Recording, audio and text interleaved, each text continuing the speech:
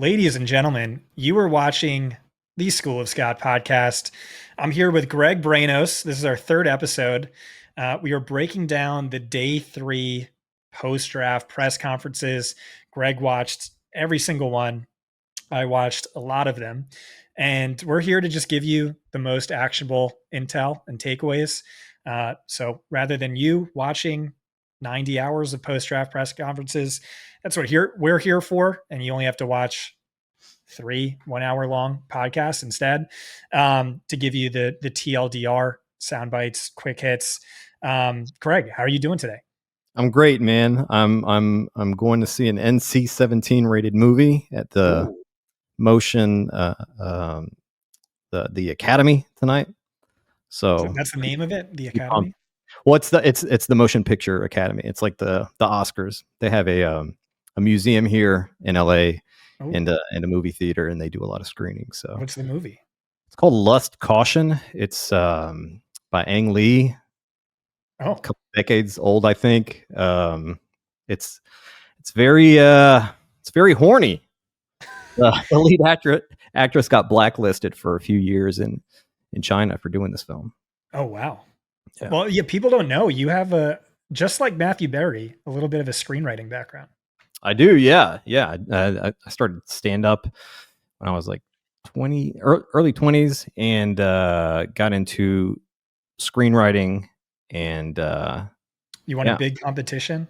I did. I won the biggest TV and film screenwriting competition, which is the Austin Film Festival. Won that with a Workaholics spec script that people said this is like one of the greatest Workaholics episodes. So was it actually made into an episode? No. So when you write a spec script of a show, like the showrunners and the people who work on the show, like legally, they won't read any spec scripts, just because like legally, if anything from that script ends up in a later episode, then it gets real messy. But I did end up getting a connection with Adult Swim as a result of that whole thing. It was like, the Workaholics guys can't read it, but I know the Workaholics guys. I'll read it, and I let them know it was like really, really good. That's sick, man. Yeah. Matthew Berry, also in our industry, he won a Razzie, or he was nominated for a Razzie for Crocodile Dundee 3. That's right. Yeah. But yeah, all right, let's dive into day 3 pressers. We're going to start with my favorite pick from the draft, because it's one of my favorite players in the entire draft, and it's my favorite team. It's Cam Scatterbo to the Giants in round 3. Did you get anything good from this one? I did. I did. I love this. Starting in the big apple bottom jeans of Brian Daboll. They asked him about Cam Scatterbo, and immediately Daboll flashes this very self-fulfilled smile. Mm-hmm. And he went on to talk about how Scatterbo has great contact balance. He's tough as nails. You can use him in a variety of ways. He can catch. He can run routes. Very good vision. Quick feet. Then he said 220-pound back who runs with power and toughness and personality. And that last descriptor from Daboll kind of stood out to me, because when coaches talk about a player's on-field personality, mm-hmm. that's usually a pretty good sign. And then General Manager Joe Schoen yesterday had an interview with the Giants team media and talked about some of the same kind of stuff that Daboll did, saying that he has this short explosion between the tackle stuff, not to mention the physicality, the strength, the contact balance. He said it's not like you can't run toss sweeps with him, because you can. His vision is really good hands, just a darn good football player, Joe Schoen said. Yeah, my takeaways were kind of the same as yours, where it's just like this team was really high on him. Joe Schoen said Scatterbo was one of their favorite players in the entire draft. He said he went to bed last night, so at the end of day 2, went to bed last night and had trouble sleeping thinking about Scatterbo. So you like to hear that. For those who don't remember, day 3, it went Chimere DK to the Titans, Bajal Tutin to the Jaguars, and then Cam Scatterbo to the Giants with the third pick on day 3. And love to hear him say the personality he runs with. That's similar to what we talked about with Pete Carroll mentioning Ashton Jeanty and his unique style, where he runs in a way that most other running backs don't, just like a Marshawn Lynch. Great contact balance, really tough, versatile, can catch, run routes, runs with power and toughness. Just everything you wanted to hear. Nothing in regard to how this backfield split might shake up, or whether this is like a compliment to Tracy or there's redundant skill sets there. But bottom line, very high on this player. And I think in this class, an early day 3, you could just call that a late day 2, because so many of these pressers we watched, teams took it back on day 3. You heard them say the same thing. It's like, well, we waited just because this class was so good and we knew other teams were playing chicken. Yeah, you can tell that they were relieved that they landed him on day 3, and that they're really looking forward to using him. So I'll definitely be keeping my ears out for when reporters ask them about this backfield split. We know how Dable really did like Tyrone Tracy last year, but like certain parts of his game, and then was just completely incensed by the fumbles, especially that overtime fumble against Carolina, where Tracy got banished for a good Shadow realm. That's right. Yeah. So the pick right before this, Basil Tootin to the Jacksonville Jaguars, another player I love. And I mean, you have to love the landing spot, right? It's the Bucky Irving guy. Liam Cohen, who's amazing at getting guys out in space. Basil Tootin, freak speed, amazing in space. What were your takeaways from this one? A couple things. One from the presser, Liam Cohen talking about Basil Tootin says he has the ability to strike from a distance, to score anywhere on the field, and said that his forced missed tackles behind the line of scrimmage was through the roof. So, like, who does that remind you of that Liam Cohen worked with last year? It's a little Bucky Irving coded. And then we also had this. We had James Gladstone doing this one-on-one with the Jags team media, and he stated that in his first and second interviews with the Jaguars, he highlighted Basil Tootin as a player who would be a day 3 priority for him. So, like, that's pretty big right there. Right. Yeah, that was my key takeaway too. Wow, they were on him for a really long time. And that was like well before the combine, where he crushed the combine. He, according to my stats, Spork, custom athleticism score, 4th most athletic running back since 2000. And, absolute studs within the top 5 of that list. So yeah, nothing with regard to, I think Travis Etienne, I think he's just like kind of cooked at this stage of his career, just couldn't overcome these injuries, although he was a great collegiate prospect. And Tank Bigsby, I kind of think is just a guy personally. Although, yards after contact per attempt last year was great. But this is a guy who brings explosives in a way that, the other running backs don't. And so they didn't mention how this backfield splits up, but for sure a guy the team is high on. And again, early day 3, but we can call this, day 2 draft capital. Yeah. And when we're talking about ETN and Bigsby, it's not just Basil Tootin that the Jags drafted. They drafted a second running back in this draft in LaQuint Allen. So that, I feel like that says a little bit there. Yeah. I also think, by the way, I think he butchered the stat. Because behind the line, here was my stat from him on behind the line of scrimmage. He was contacted at or before the line of scrimmage on a class high 50% of his runs. But when first contact came after the line of scrimmage, he averaged an obscene 9.3 yards per carry, his best of any running back in this class. So I didn't have him as being exceptionally great behind the line of scrimmage. More so just like his offensive line wasn't doing him any favors. It's also a little bit the style and how he runs. He's very boomer bust, but when he gets that runway, he just takes it to the house. That's how I saw him. Maybe he butchered that stat, or maybe they saw something different, but my ears perked up anytime you have a coach or a GM mention stats. They're not always right, but yeah, I just think this Gladstone thing of him highlighting to, before he even gets the job in his first 2 interviews, like that's really big. Yeah.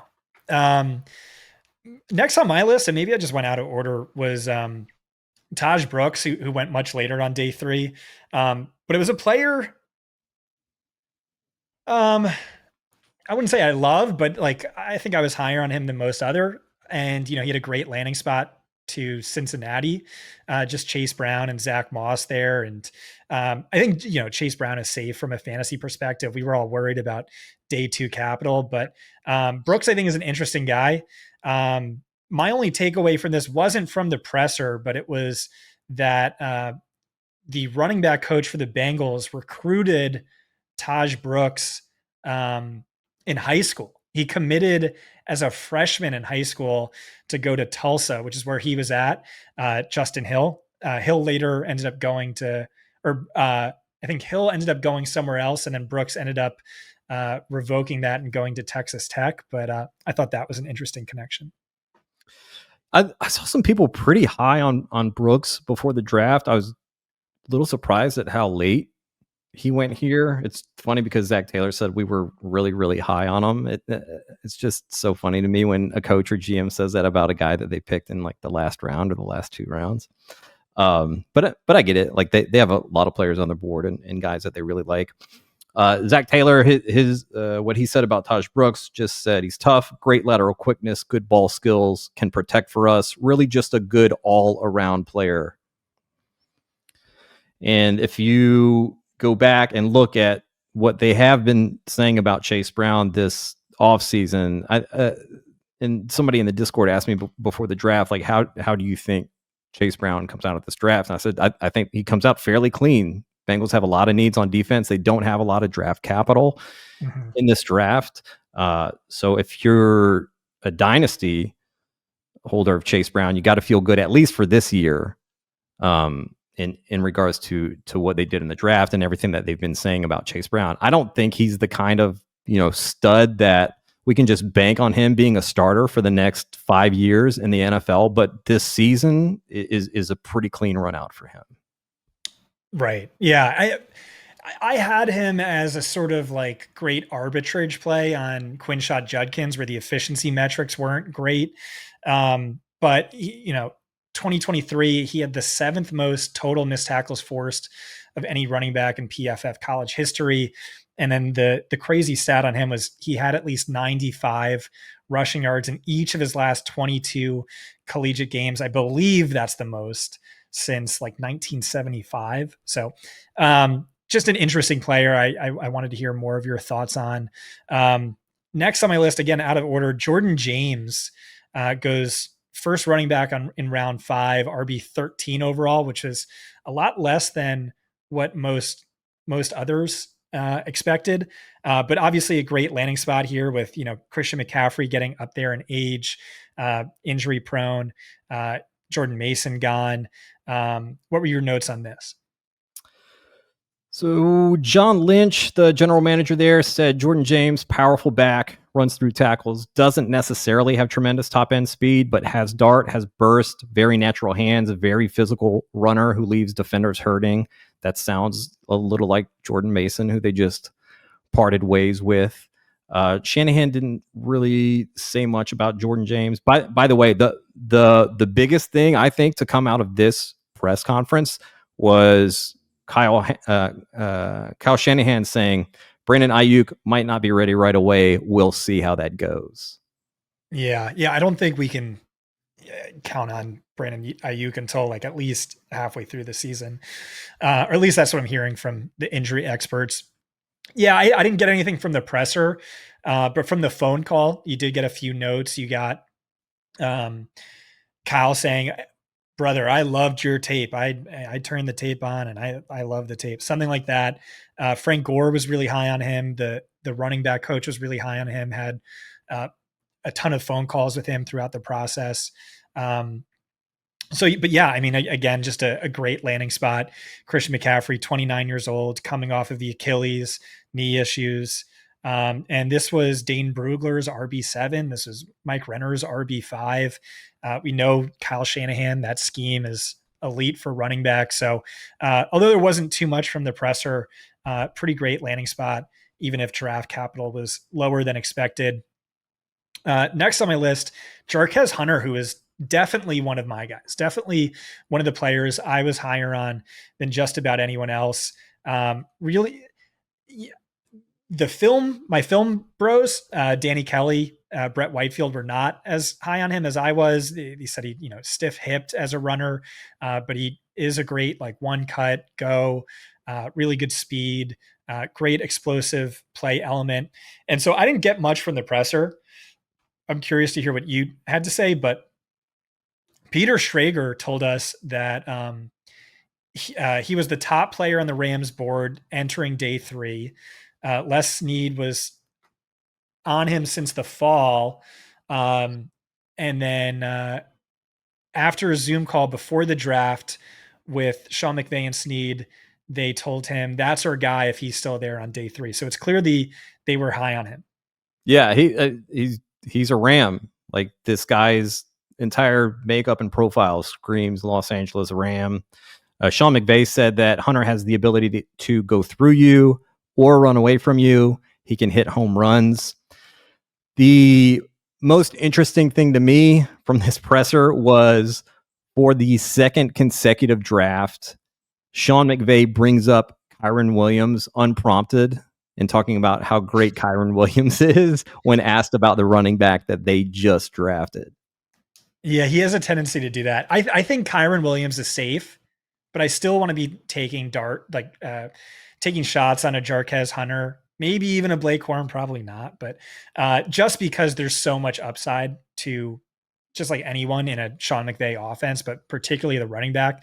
And he can just turn on a running back really quickly, make the other one the guy, and that player can win fantasy leagues for you. Yeah, it's always what is best for the team with Sean McVay, and like it's not a personal thing. It's we see so many coaches and GMs just like hang on to players and trot players out there when they're well past their prime or they're just like not performing like they used to. We've seen this drop off in guys like Ramondre Stevenson, who really good the first couple years that they get some playing time and then just drop off efficiency wise. So McVay, yeah, if the fumbles keep being a problem for Kyren Williams, if he really takes a nosedive, then we can see him turn away from him. But it sounds like he is still very much in Sean McVay's good graces. They also had like one of the worst running games in terms of generating explosives, like 15 plus, 20 plus yard runs last year. Corum had 0 such runs, and Kyren was, I think, bottom 5 of like 45 qualifiers. And this is like really Jarquez Hunter's skill set. So, maybe that they viewed that as a need this year, and we can see him get some playing time as a change of pace option, whereas Corum is maybe more just like the strict handcuff. Next up, Titans. They took 3 offensive players. They took Chimere DK. First pick of day 3 came a little bit as a surprise. Then they took Elik Yomenor a round later. They also took tight end Gunnar Helm. What were your notes on this one?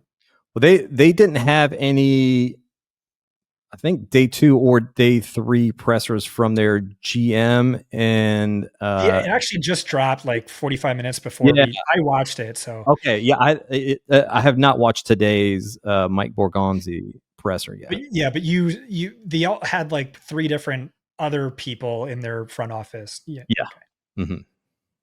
So my notes, talking to a source very close to the Titans, I asked about the DK pick. I'm like, man, like should have taken a Yomenor there. He's like, bro, I know. I'm like, what do you know about DK? It's like nothing, just that they're super high on him. I talked to them last night, and they told me about DK. Their quote from the press conference was DK can play inside and out, good returner, plays in a kicking game. So you have to think special teams plays an element there. And they didn't really say much about a Yomenor, but again, I talked to my source and I'm like, I'm like, I wish they took a Yomenor. They take a Yomenor. He texts me and he's like, we got him. I'm like, what happened? Why did he fall? And he's like, medicals. The medicals were bad. And we know from watching these pressers, the way medicals work is it gets shared with every team. So every team has access to the same medicals. And one of the beat reporters must have been aware of this because they asked about a Yomenor. They're like, were you concerned with the medicals? And they were like, well, our team cleared him and our medical staff wasn't too concerned. And then with Gunnar Helm, it was Helm very productive, really like what he brings in the passing game, developmental as a blocker. So, I mean, that's kind of good for fantasy is that like, at least, his strong suit is as a pass catcher. And then hopefully he can improve as a blocker to get him on the field. And those are really my key takeaways from this one. So did it sound like Okonkwo might be safe in Tennessee this year? Just from that source I talked to, I don't know about that. He's not very high on Chig, but I guess we'll see. Because it seemed like they were coming around to Chig at the end of Yeah, I mean, when I talked to him about this, it was definitely earlier, but like before the breakout. So yeah, I don't know, I guess. yeah. I remember Vrabel was like very down on Chig, kept talking about all these things he needs to improve on, and just like really publicly down on him. And then we saw the Titans not use him a ton early last year, but then later in the season came on and they had some pretty nice stuff to say about him, especially Brian Callahan. So what about the Packers press conferences? They took Savion Williams day 3, but you also got Matt LaFleur talking for the first time about Matthew Golden and Savion Williams. What were your takeaways from these pressers? He didn't say much about Matthew Golden. He just said he's fast, he has elite hands, and he can run through the football. And he said you can't coach 4-2-9, which like right. Just it brings me back to the Zapruder film. Well, he made a comment that referred to that. He said, yeah, it was something like you can't teach 4-2-9 or whatever his speed was at the combine. I don't know if that was like a cognizant reference he was making. No, it's not. Or what? But I thought it was really funny for him to say. I almost tweeted it out, but I just had like too many other pressers to. So it's not. It's because he apparently could only train for like 3 weeks, like less than all the other wide receivers. Maybe that was injury. Maybe that was because Texas played so deep into the year. But they were saying he's probably even faster than he is. I argue it the other way. But like, even if you don't argue it the other way, it's still like, what does the NFL constantly do wrong? It's the overdraft fast wide receivers instead of good wide receivers. And so maybe I'm just a Matthew Golden hater, but like all he mentions with Golden is the speed. And this is what we talked about in day 1, where it seems like LaFleur is pretty divorced from the scouting process in a way that some of these other coaches aren't, where like Schottenheimer, other coaches, just like they have an input, they have a say, they have these guys, they have input. And it really seemed like from the day 1 presser that it's segmented where Goody goes out and gets the guys and LaFleur finds a way to make it work.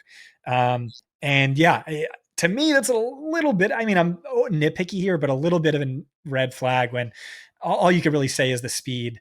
And then Savion Williams, I'd say he talked a lot. He talked about Savion Williams a lot in this press conference. Now he did field a couple questions about him, but he still went at length. And I mean, some very big quotes from LaFleur, which I'll go through here real quick. Said Savion Williams is still unpolished as a route runner, but I think there's a ton of upside there in his development, and there's a lot of different ways that we'll be able to use him. So excited about that. End quote. And then another quote here. You just want to find different ways to get him the ball because he's so big, he's so powerful, so explosive. And I think that guys just have a tendency to bounce off of him. I think he's just kind of scratching the surface of the playmaker that he can become. And then finally, one more quote. We'll come up with some good things for him. I think he'll be a movable chess piece that we can find different ways to put him in advantageous situations for us to get him the football.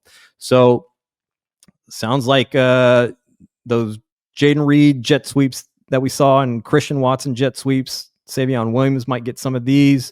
We know Matt LaFleur's philosophy as far as his backfield. He doesn't want to run one guy all the way down. We saw a lot of volume for Josh Jacobs last season because Marshawn Lloyd ends up playing only 8 plays because all these injuries piling up. They have their depth chart is now an undrafted free agent behind Josh Jacobs, and then like a 6th or 7th round running back. So I think Savion Williams could be like, they could view him as someone who can give a breather to Josh Jacobs if Marshawn Lloyd isn't panning out, right? Because we saw him for 8 snaps last year, so we don't know how he actually looks as an NFL running back. This is a guy who I think could get some like Debo work in this backfield, and they're being honest, like this, okay, needs some work on the route running, which sounds a little bit like Malachi Corley last year when the Jets took him, except like we have LaFleur is a good play caller as opposed to what the Jets had last year. But definitely red flags in that profile as someone not being a polished route runner. But if they're just using him on kind of gadget stuff, which Goody said he's not a gadget guy, but if he is a gadget guy, then PPR, half PPR leagues, worth a shot, at least in like best ball, right? He's probably not going to be a guy that you can play on a weekly basis. Maybe there's like some DFS possibilities in there with him, but maybe he's a guy that we're hearing the movable chess piece stuff. Right. So Goody says he's not a gadget guy, but then everything LaFleur said is just like gimmicky gadget stuff where it's like jet sweeps, wildcat quarterback. And it gave me bad vibes. Like this to me is a little bit of a red flag in the same way it was with Xavier Legette, where you take this guy and then when you hype him up, all you're saying is just gimmicky gadgety stuff where like he needs these manufactured touches because the route running is unpolished. Mm-hmm. And then like you add up all the gimmicky gadgety stuff that exists on a per game basis. And you're talking about like 2 targets at most. Not great vibes from that. But I will say, this is maybe the best coach for that. This is a Shanahan guy, LaFleur. This is, one of the reporters asked is like, do you see him like Debo? It's like, well, you don't ever want to comp a rookie to Debo, but then he didn't really dismiss it. He kind of played into that notion. And so like, maybe that makes sense as like the perfect landing spot. And you had Brett Whitefield really like the upside in the tape. You saw a ton of concerns and it's like, maybe this doesn't pan out, but there were plays where I saw extremely rare movement ability that reminded me of Julio Jones. And it's not every play. This isn't Julio Jones, but there were plays where you saw something that was incredibly rare, incredibly valuable. And you hope that he can one day grow into that. I believe Williams started off his college career as a quarterback. And so even though he had a number of years in college, you could say he's a little raw and inexperienced, and you put NFL coaches on him with like freak athleticism, he can grow into something special. We'll see. So yeah, so next up, the Cowboys press conference, which lasted a full hour. It was Jerry Jones, his son Brian Schott, and immediately, like, I don't know that they know that they're being recorded or not, but like they're walking into the room and he started giving one of the beat writers shit, and they're like messing with the beat writer. And I just love Jerry Jones. I love the Cowboys. Guys, appreciate this while they're still there. Like more and more, the league just gets sterilized and boring. You don't have Dave Gettleman's of the world anymore, John Dorsey's of the world. You have like boring suits. And so Jerry Jones, just tell it like it is, says things maybe he shouldn't say. He should have been more tight-lipped or professional. But it's just like a blast. I love watching Jerry Jones pressers. I could do that all day. So an hour long, I watched the whole thing. And then I went to bed last night. I couldn't sleep. I put it on again. I could do that. Love me some Jerry Jones. By the way, the man is a legend. I don't know if you guys know Jerry Jones' story. I'm going to butcher this a little bit, but grew up like small town, went to college, I think as a walk-on, was a starting offensive lineman, which you wouldn't guess from his size, took the team to a national championship, won it, he married the prettiest girl in the state, Miss Arkansas or whatever it was, and his dream was to own an NFL team. And obviously couldn't afford it as a college kid, so he goes out there. He becomes like a wildcat oil tycoon, something where it's just like he buys land with like a very low probability of hitting. He's millions and millions of dollars in debt, and he's like, my life is over if I don't just like miraculously strike gold in the next few months. And then he did that. And then he became rich enough to buy the Cowboys, turn it into the most profitable franchise in sports history. Dude is he's living the dream. Like if you equal to There Will Be Blood. Right. Dude, I would love that. Like let's write a screenplay. Let's make a Jerry Jones biopic. If you could like live anyone's life, like screw Hugh Hefner. I want to live Jerry Jones' life. It seems like a ton of fun. I'd have more Super Bowls than Jerry, of course, but live his life. What were your key takeaways from the Cowboys presser? So last offseason, Mike McCarthy and Brian Schottenheimer, who was then the offensive coordinator, kept talking about how they wanted their backfield to be running back by committee. Schottenheimer, now the head coach, was asked in Saturday's press conference whether he wants to do running back by committee. And Schottenheimer said that it's too early to say. Did say, we feel like we've built an incredibly strong running back room. They talked about Jaden Blue in this press conference and how he's electric and has his juice and home run ability. One of the big things that kind of stood out to me a little bit in this presser, after the Cowboys did not draft any receivers, and after Brian Schottenheimer had talked up Kevontae Turpin at the end of last season and a little bit in this offseason, he talks about Kevontae Turpin again, says he's a really dynamic weapon and player. Can't say enough about his growth over the last couple of years. He's made game-changing plays for us. We're moving him around into positions that wouldn't have worked a couple of years ago with him. Incredible talent. So that's on my radar when I'm doing best ball drafts. I feel like Kevontae Turpin is going to be a guy who goes largely undrafted, I think. So I would love to get some of, a low-owned Kevontae Turpin, because this is a guy who any given week can put up a spike week on just a few targets or a few receptions. Last year, Schottenheimer was talking about, hey, he's so dangerous. Like, let's get the ball in this guy's hands. But Schottenheimer wasn't the play caller last year. That's all up to Mike McCarthy. So I think I think this is big because, they could have went out of their way to hype up Jonathan Mingo, who they spent way too much on. They didn't. They hyped up Kevontae Turpin, and I sent this. I took a screenshot of your Discord where you post it, and I sent it to Jake Tribby, who loves Kevontae Turpin. Like, he kept trying to play him, just like 5% in DFS every single week because he loves the player, and he was so efficient. It's like, why wouldn't you give this guy more playing time? Turpin, listen, he's 5'9", 152 pounds, but 2.15 yards per route run, 13.6 yards per reception. Those are great numbers last year. In his UFL MVP season, he averaged like 4 yards per route run. I think he also recorded the top speed in the NFL last year, the highest top end speed, something like that. So I can see him doing work in a full-time slot role.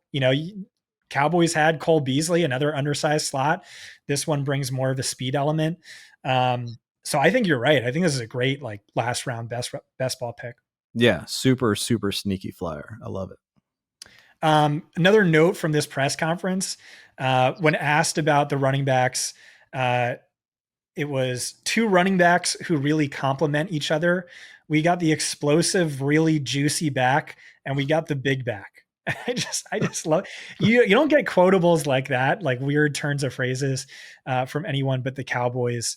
But yeah, go ahead. Yeah, sorry. No, they did mention how Phil Maffa at Clemson ran. They ran a lot of duo, just like the Cowboys plan on doing. Yeah. So again, for fantasy, this is probably really gross. It's going to be a committee. And And, none of these running backs are really sexy. Javonte Williams, like, what are we doing? Miles Sanders, right? That's the other vet running back. And yeah, so Bears presser. Oh, yeah. That was a good one. That was a great one. That was a lot of fun. So that was we finally got Ben Johnson after day 1, day 2, where Ryan Poles. We get Ben Johnson along with Ryan Poles this time. Ryan Poles did talk about Kyle. I'm going to butcher this last name. Manangai, is that right? Yeah, physical, tough runner. We believe he can come in and compete. We like his contact balance, and his pass protection is really good. And then Ben Johnson talking about Colston Loveland and Luther Burden. He said that the stage is never too big, too bright for Colston Loveland. We need guys like that are going to rise up on the occasion. He'll do that for us. And mentioning that, hey, tight end, the second hardest position to learn behind quarterback, which we see every year. Tight ends coming into the league. Sometimes it takes them a couple of years. Johnson said, particularly in that rookie year, it's really hard to learn. But Colston has demonstrated the capacity that it should not be a problem. And then he's asked about Luther Burden. And Ben Johnson says, Luther Burden, have you seen the tape? He's a stud. He's a playmaker waiting to happen. For 6 foot, 200 plus pounds, it's rare to see someone with his movement skills. He can stop on a dime and immediately accelerate. Give him a little bit of space and he can make big things happen. A dangerous player and weapon. I see big things in his future. And in this same presser, Ben Johnson is talking about, because they asked him, hey, you have so many skill players on offense and just one ball. Like, how is this going to work? He says it's going to work with guys when they don't get the ball, they're running their routes. Like they're running routes like they are about to get the ball. And when they're blocking, they're committed to blocking. And they're just going to have to play together, right? It sounded a little bit like this could be about Luther Burden, right? Like we know his background at Missouri, but people very tied into the Bears are saying, well, this was actually more about DJ Moore that he's talking about here. Because you look at the tape last year with DJ Moore, and there's that one play he's just like walking off the field in the middle of the play, and he's not finishing routes when he's not getting the ball. I don't know what the percentage chance is of DJ Moore being moved. I feel like it's non-zero, but so that's Jacob Sanderson's take. Mm-hmm. He thinks that was like direct shade at DJ Moore, and you have all of these guys now where you just can't have a diva, and like we don't need a diva. Like we can afford to drop a diva if we need to. But they have 2 divas now. Right. So, but as we detailed a few days ago, what is different about a Ben Johnson offense and every other offense is it runs through the slot. So like it devalues DJ Moore's skill set. DJ Moore wasn't handpicked. Luther Burden was handpicked. Mm-hmm. And so I could see them prioritizing the younger, cheaper Luther Burden. And like, look at what, Chris Godwin was offered by the Patriots. Look at what Stephon Diggs got from the Patriots. Like top end wide receivers are in high demand. You could probably trade DJ Moore and get a pretty penny for that. I'm so interested to see how this shakes out this year, and like, can Luther Burden, like, can he just be cool? Can he just be cool this year? Like, can we not get any problems? That was my biggest takeaway from any of these press conferences was just like, have to be high on Luther Burden, even though this is a player I wasn't that high on to begin with. And it wasn't even just press conferences from this weekend. It was really a press conference from 2022 and then more recent stuff heading into the draft, where it's just clear that no one values the slot like Ben Johnson. The offense runs through the slot. It's tougher to take away from a defensive standpoint. He got into the league, coached Jarvis Landry, who led the league in receptions every year, turned Amon-Ra St. Brown, a day 2 pick, into a superstar. And so, yeah, I'm just very high on Luther Burden. And I think, I do still have those separation concerns. They just don't matter a whole lot when you have Ben Johnson scheming him up, hitting him with screens. So Yeah. the big go ahead. Uh, just mentioning Ben Johnson said in his May 1st press conference, where I've been in the past, slot receivers have been the focal point of the passing game.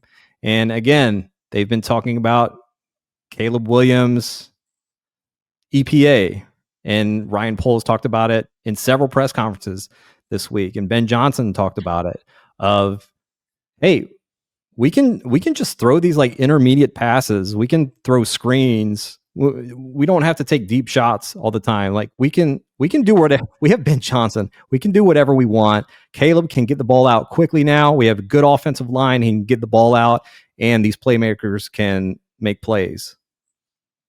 Yeah, I think that passing EPA quote was big. And can in part explain why they didn't take a running back early.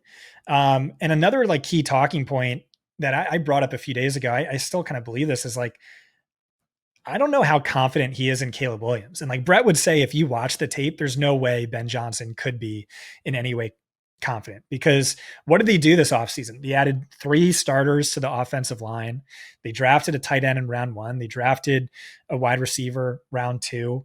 And I could definitely see that being the case. It's just, this is such a stacked supporting cast. Like, it seems impossible to fail. It seems impossible to not be great.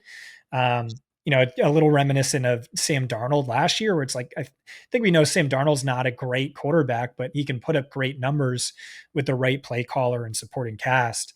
And that's probably what it is.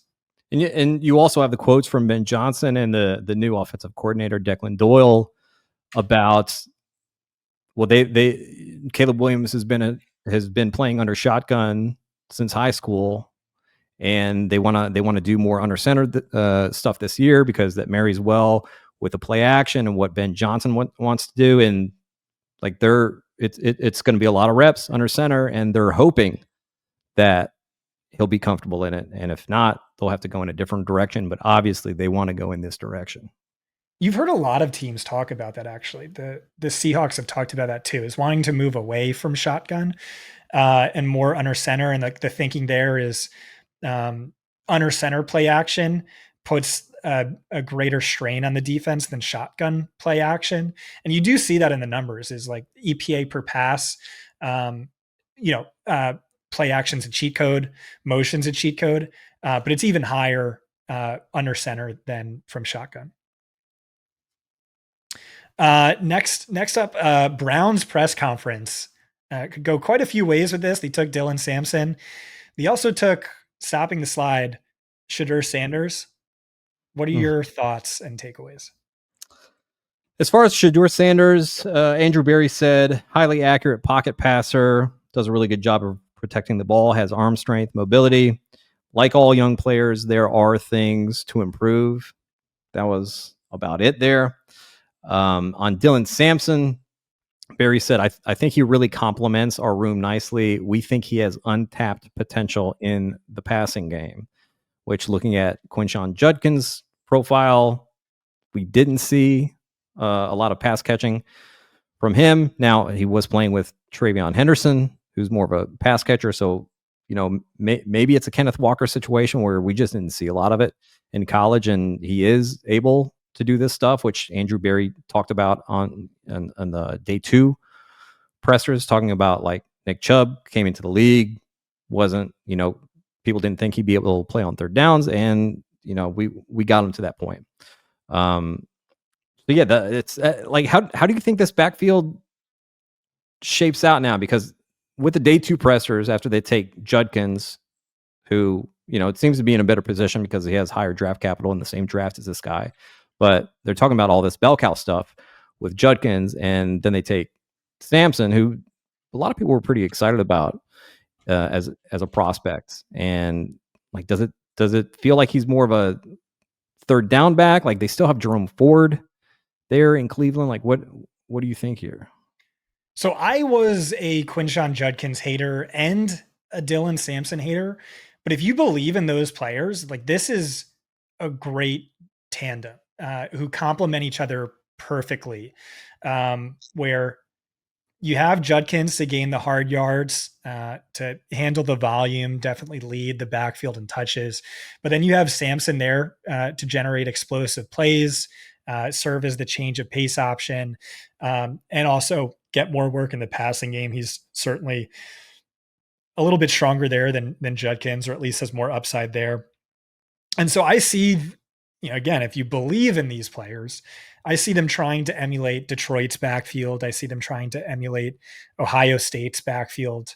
Probably a little bit more work for Judkins than the RB1s of those teams, or at least like a better split. But something like that, yeah, where you have the David Montgomery or Quinshot Judkins playing the Quinshot Judkins role, and then you have Dylan Sampson being, sort of Travion light or Jahmyr Gibbs light, but like very There's a lot poor of mix. opportunity there. Yeah. So this is all I had on my list. So I'm going to throw it back to you to give me the ones that really stood out to you. Before we do, I did want to just mention that my rankings are live. They're up on fantasypoints.com. This is paywalled, as it is every year. For those who checked out my rankings when they dropped yesterday and participated in the Discord AMA, only one thing changed. I love dropping my rankings and then going to bed at night thinking about them. I couldn't sleep last night. This happens every time I drop rankings. Is like I need that night to just like sit and meditate on it, because that's when it's like, you know what? I don't actually believe Devin Neal should be above Ollie Gordon. I'm going to switch it to this and this. Only one thing happened, and it wasn't because of my insomnia. I was talking to one of my sources, and I asked about Isaiah Bond, and he was like, well, I only asked one team about him, and that team had a round 2 grade on it. GM wanted to take him, but the owner nixed that, said you had to take him off the board. And I'm like, so what's going on with him? Like he hasn't signed as a UDFA. He was like, yeah, he believes he's gonna get these charges dismissed or the allegations dismissed. He thinks he's in the right here and it's frivolous or like whatever. That's what he thinks, or that's what his agent thinks. But he expects him to go. My source thinks he'll go the La'el Collins route, where he has a ton of teams bidding on him. He's going to take a 1-year deal, and he's going to get a ton of money for a UDFA, and he's going to pick wherever he wants to go. So this is a player I had like buried in my rankings. I don't even know if he was in my top 60 to begin with. And so I bumped him up quite a bit just based on my sources. Love it. Let's start with the Colts real quick. Before the draft, the Colts talked about how they wanted to get a legit running back behind Jonathan Taylor. Then we saw them draft DJ Giddens on day 3. General manager Chris Ballard said Giddens has a chance to help us in a lot of different ways. He has to work on his pass protection, but he will be good at it. Chris Ballard talked about how running backs coming into the league usually aren't good pass protectors. He did mention, and this is after TreVeyon Henderson had already been picked, obviously. He said, I watched TreVeyon Henderson's pass protection, and probably the best pass protection I've seen from any running back in the NFL draft ever. So that was pretty cool. Wow. Yeah. Yeah. Go ahead. I was going to say my takeaway, I love how they do this, where they give the area scouts a chance to talk about the players they drafted. I remember they did this with Michael Pittman, and the area scout, like very low level guy, was like, I went and I went to the practice and he won every single route. And then I went to another practice, he run every single route. And then I talked to the coach, and the coach was like, yeah, I don't think he's ever lost a rep in practice, which is like impossible. But that was like one of the craziest quotes I ever got. But they had Chad Henry, area scout, on Tyler Warren, who said he's what I would call a unicorn Y. I compared him to Heath Miller, which is immense praise from me, except Tyler is a little bit stronger and better after the catch. And so I mentioned that, just, shout out Max Toscano, a friend of Fantasy Points, who basically has been calling Tyler Warren the same thing, where it's like when you have a unicorn Y, think Rob Gronkowski, George Kittle. It's like tight ends are like devalued across the NFL, and that's true in the aggregate. But at the polar extremes, they're one of the most undervalued positions in football. If you have a really good one, it just opens up the offense tremendously. And then you have like a George Kittle, Rob Gronkowski, who are like major threats in the running game, like really help the running game. And because they're such threats, it really changes how defenses can play them. Where like either way, you're screwed. You know, if you play him like a receiver, the running game's going to kill you. You play him like a blocker, the passing game's going to kill you. And that's why we see with George Kittle, Rob Gronkowski, way more efficient than a Travis Kelce on a per route, per target basis. And a lot of that is the mismatches they're getting up against linebackers and safeties and whatnot. So, interesting to see them value this position in a similar way to, myself and Max Toscano. So on this day 3 presser, this is the first one that Shane Steichen was a part of. So he's talking about guys that went on day 1 and day 3. He actually talked about Tyler Warren. Well, obviously, like their first round pick, but yeah, that kind of jives with what he was saying. He said Tyler Warren can do it all. He's physical with the ball in his hands. He gets yak. He'll lay the wood on you. He'll hurdle you. He's going to bring a lot to our team for sure. And then said he's a big target who plays above the rim. When guys are on him, he's still open, which I would love better if, different quarterback situation here.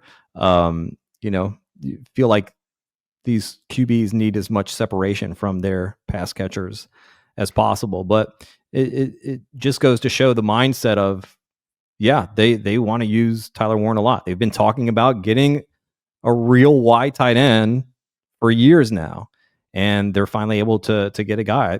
I think we could see a lot of usage from Warren this year. Another team I wanted to bring up, not exactly fantasy relevant, but the Eagles. Like, I'll go out of my way to watch Howie pressers just because he's so good at what he does. He's so smart. As a Giants fan, it kills me how they win the draft every single year. But like watching these pressers, you had a bunch of beat writers asking questions like, "Hey, I noticed today you didn't get guys who were as productive as they were on day 1 or day 2. Was that something you did intentionally?" And it's like stupid questions. Like, it's like, yeah, it's like, because the guys who are productive go early. And it's like, oh yeah, it is. And like the GMs kind of gave like a half-hearted answer where it's like, yeah, like you go this late, sometimes it's just more about the projection or whatever. Howie Roseman was asked something like this, and he gave like the most perfect answer ever. Is like, yeah, day 3, we shoot for upside. That's what you do. You could, backups are a dime a dozen in the NFL. This isn't a direct quote. You could find backups like at any point in time. In August, you could find backups. Free agency, you could find backups. We're shooting for upside. We're trying to find starters. And so like, if on day 3 we draft 9 guys and only one of them is a starter, that's a huge win for us. And so that was a badly paraphrased quote, but more or less what he was kind of arguing. And I think that's exactly right. Like, that's the way teams should, I'm the upside wins championship guy for fantasy, but that's exactly the case for the NFL draft. Is like, you really need to prioritize upside, and the deeper into the draft, upside is literally all that matters. Yeah, it's something that when you hear it, it's like, this should be common sense, right? Like, this is, I mean, come on, how does everyone not operate like this? But by the way, talking about, you were talking about the some of the area scouts that are part of these pressers and stuff. I thought it was really cool. The day 3 presser for the Raiders, it was John Spytek and his director of college scouting. And Spytek fields like the first few questions of this, like, 12, 15-minute presser or whatever. And then for the rest of it, just sits back and lets his director of college scouting answer like all the questions about these. Is really, really cool. He was like, I'm just here to support. He started off the presser with like 5 minutes just thanking everyone. Yeah, that was cool. I will say they took one of the most interesting prospects in the entire draft, Tommy Mellott, who was a quarterback. I think they're transitioning to wide receiver. And this is like such a Pete Carroll pick, where it's just like guys who have like a really cool story, good character, they're interesting, freak athletes. Here was from Bruce Feldman's 2023 Freaks list. Here's the quote on Tommy Mellott. This is a real quote. He has a 4.0 in engineering, 6% body fat, a 39-inch vert, is 210 pounds. Smartest QB I have ever been around. 4.3 40-yard dash. Smartest human alive. Will be president of the United States. Every father wants their daughter to date him. Every mother wants to adopt him. That's Tommy Malott. I watched his interview. Obviously, it's like, do you like Julian Edelman? He's like, yeah, I look up to Julian. They want him to be the next Julian Edelman. He is an absolute freak. His measurements weren't in Dane Brugler's The Beast, the only place I trust for pro day measurements. So I hit up Dane Brugler on Twitter and then he quote tweeted it. So you could check it, but it's just like absolute freak of nature athlete, really smart kid. Who knows? Maybe he can be the next Julian Edelman. He'll get a good shot with Pete Carroll. Like I said, Carroll loves these guys.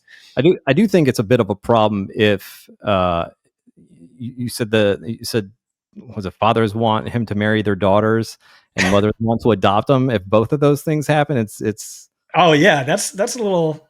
This guy must have went to Alabama. Yeah. Los Angeles Chargers general manager Joe Ortiz talking about tight end Arande Gadsden said that he'll give them a great vertical presence in the middle of the field. He's got speed and the ability to separate versus man coverage. It's just, they have to say something about them, but just kind of interesting seeing who the Chargers have in that tight end room. Like maybe this isn't a guy that could contribute this year, but you could certainly see in the future, maybe. Yeah, I meant to ask you about him because he's one of the most interesting players in this draft because he was listed as a wide receiver two or 3 years ago. And he was more productive than like many of the wide receivers in this class, maybe like all, but hit that one single season was better than the single season of any wide receiver in this class, analytically minus maybe like 3 or 4. And we talk about that for upside. The pass catching tight end is something valuable. But there's questions over what position he actually plays. He did play tight end last year, but he didn't block a lot. It was still kind of like big slot masquerading as a tight end. He did gain like 50 pounds or something. So he reminds me of Donald Parham, where it was like the same thing, where he was like a wide receiver, I think in like the spring football leagues, and then transitioned to tight end, but never really panned out. You have any additional info, or were they kind of, tight-lipped on him? No, I would just say if he put on 50 pounds, he actually sounds a little more like me. That's my comp for him. Oh, okay. That's better than the Donald Parham comp. Well, how tall are you, Greg? I'm 5'9". I'm not that tall. Oh, okay. All right. No. Well, limb lengthening surgery. Maybe you could play big slot. Yeah, maybe I'll just sleep upside down for the next 3 years. Stretch out. Like a bat. Yeah. Yeah. Houston Texans head coach D'Amico Ryan said Jalen Noel can stretch the deep part of the field. Jaden Higgins is a big target, very similar to Nico Collins and what he's able to do. His catch radius opens up a lot of things for us on offense. And then about Woody Marks, quote, I really like Woody and what he's able to provide. I really like him out of the backfield, catching the football, really great hands, really has that ability to make guys miss at the line of scrimmage and ability to play behind his pads, play physical. So really like the addition of him to our running back room. And we know it's kind of bare there behind Joe Mixon. Yeah, I'm a bit of a Bucky Marks hater. It was Mike Leach running back, then a Lincoln Riley running back, and my model just has so much disdain for those running backs, just fraudulent production, whatever. But he profiles as a scat back. I think that's how the team views him, as a scat back. I don't even know. I don't think he'd be a true handcuff to Joe Mixon, but you never know. One note, not from the presser. I think Ian Rappaport was the one who tweeted this out, but there were a lot of teams calling to trade up, and then Jaden Higgins was drafted, and those calls stopped being made. I did hear that as well. NFL teams very high on him. Well, go check out his reception perception. Well, yeah, there's that. Matt Harmon, not high on him, but Brett Whitefield loved his route running. Okay. I mean, getting comp to Nico Collins pretty good. Yeah, no kidding. Minnesota Vikings Head coach Kevin O'Connell said before the draft that he wanted to make it competitive in the wide receiver room and that they may draft a wide receiver. And then the Vikings went out, used one of their 5 draft picks on Ty Felton at the end of the 3rd round. General manager Kwesi Adolfo-Mensah did his presser after day 3. Ty Felton picked on day 2, but said Ty Felton is physical for a speed guy. He blocks downfield, really good with the ball in his hands. He can play special teams, potentially be a returner for us. This just really struck me as, this is another Jalen Nailor type receiver, maybe one that might be better than Jalen Nailor. Well, you mentioned that, right? The other day, you said, we love Jalen, but we'd like to add some more competition to that room. Mm-hmm. Yeah. So it's maybe they saw a guy that's where it's, hey, this is the type of guy that we want. Obviously, like we have Jalen Nailor in that role. He's kind of similar to Jalen Nailor. What if he's just better Jalen Nailor? Yeah, I could see it. Jalen Nailor an ascot, so I'm rooting for him, but certainly not very productive. He had some bad drops. So I definitely could see Ty Felton, guy he spent high-end draft capital on, or high-ish, winning that role. Couple more here.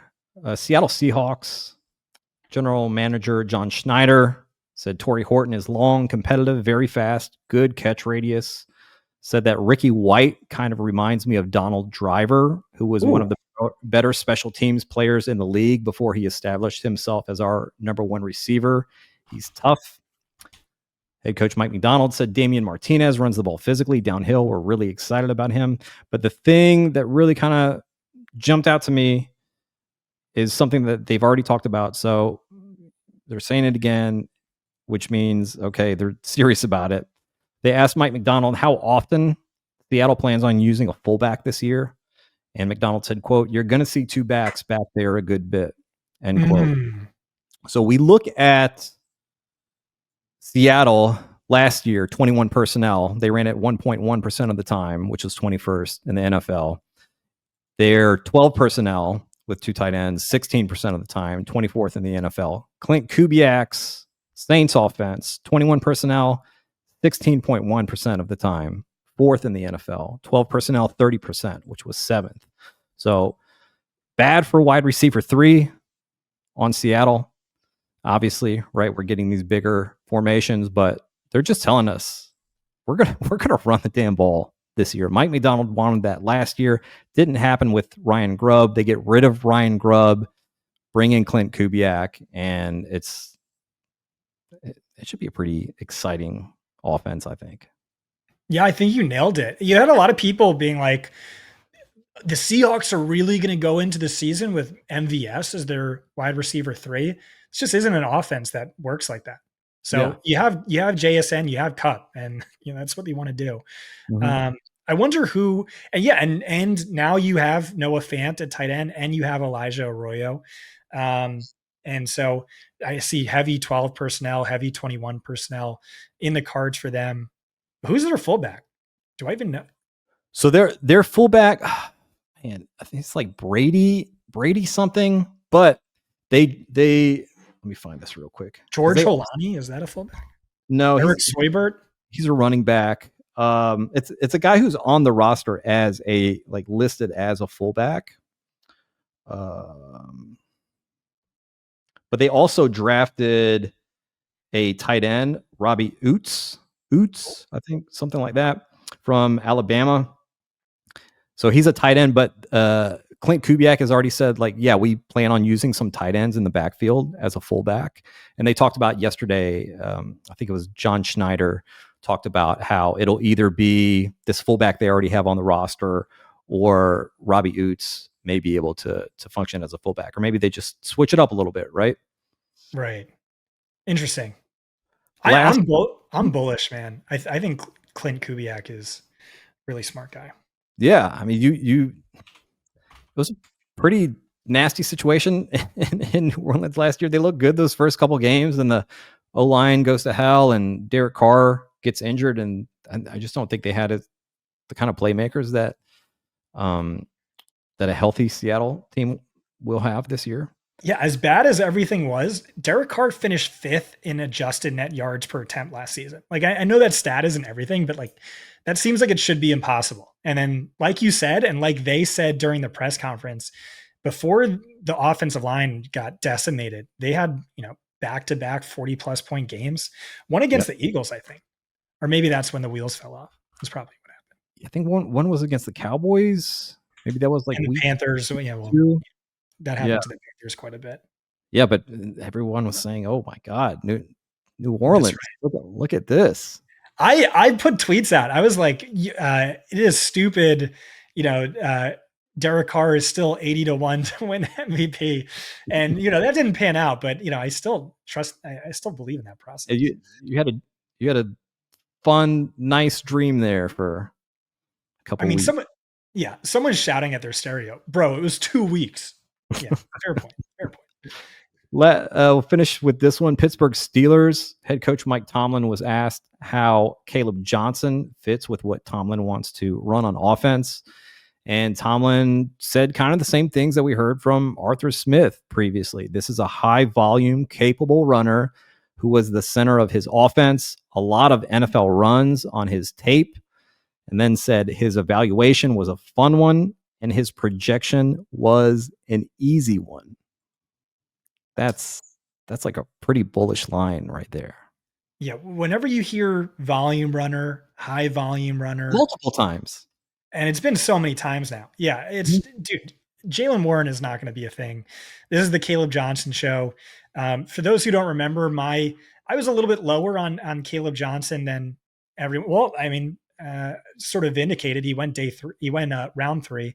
But my big thing was like he's going to be very landing spot dependent. He's a very boomer bust runner, and he really needs a strong offensive line. I will say, really good offensive line. Probably the 10th or so best, if I had to ballpark it, offensive line, and they're all young and ascending. So great landing spot. Seems like the volume's going to be there. I could see him doing everything Najee did last year, but with better efficiency.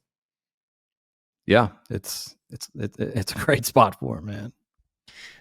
Did you have anything else from us? Any of these other pressers? That's it. Okay. Well, Greg, it's such a pleasure. We got to do this every year. Dude, absolutely. This was so much fun.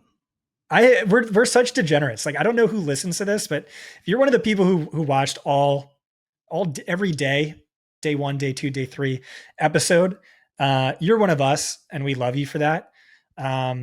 Greg, we should also do something later into the off season, because you're a madman. You never stop. Pressers never stop, and you are making notes like these, like Kavonte Turpin. Let's hope the drum beat continues on him. And for all these other players, you killed it last year with your sleepers and diamonds in the rough. Appreciate that. I did miss on Bucky Irving last year. I will cop to that. Was that your fault, or was it were they just sort of quiet on him?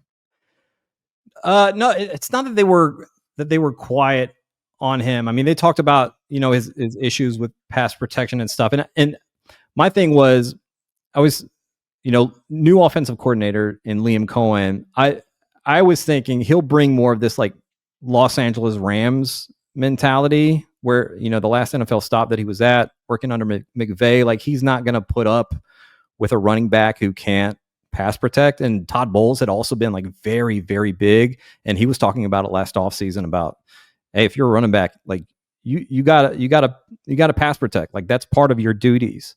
So knowing that Bucky Irving was like such a terrible pass protector in college, I was just thinking he's probably not going to see the field a ton, and definitely not in critical situations. But we saw Liam Cohen he runs all this pony personnel, and he's just not putting Bucky Irving in a position to have to block.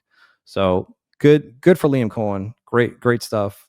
Bucky, super exciting prospect. I was wrong on his ranking last year, but definitely nailed, all the like Brock Bowers FUD when he went to the Raiders. Like, come on, man.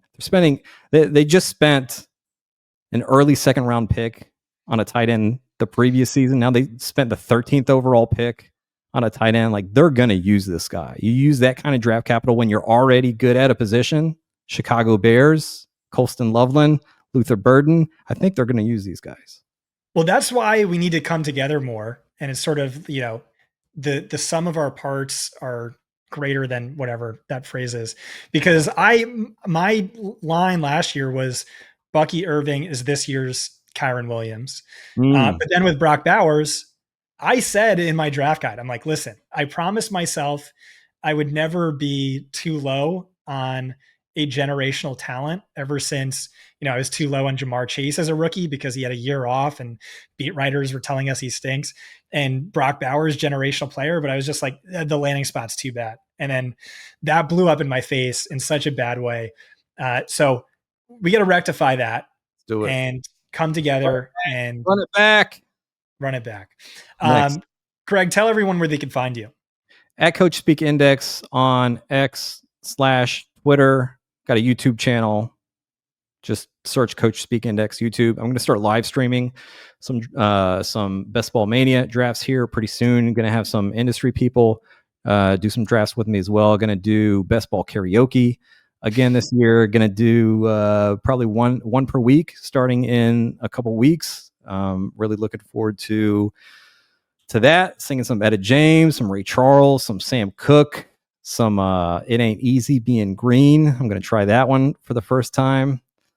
It's going to be a lot of fun. Obviously, got the Discord. Every single important note, every press conference from head coach, offensive coordinator, general manager, crazy big edge for fantasy football. Get in there and you'll know exactly what I'm talking about. It's nice.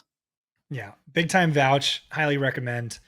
Greg, thanks for coming on, and thanks to everyone who's enjoyed these episodes.